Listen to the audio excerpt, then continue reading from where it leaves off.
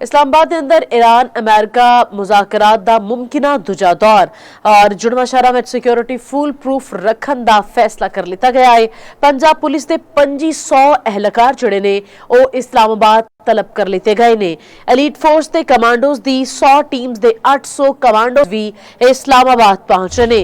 Forces VVIPs दी security खिदमात ले Islamabad police की मुआवनत करेगी।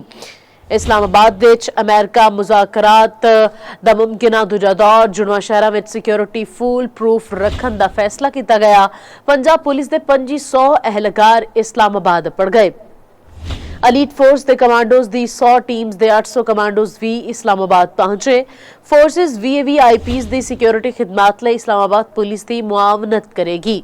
इस्लामाबाद विच अमेरिका ईरान मुज़ाकरात दा मुमकिना दूजा दौर जुड़वा शहर में सिक्योरिटी फुल प्रूफ रखन दा फैसला। पंजाब पुलिस के 2500 एहलकार इस्लामाबाद पड़ गए। एलीट फोर्स के कमांडोज दी 100 टीम्स दे 800 कमांडर्स भी इस्लामाबाद पहुंचे। फोर्सेस VVIPs दी सिक्योरिटी खिदमात लई इस्लामाबाद पुलिस की मुआवनत करेगी।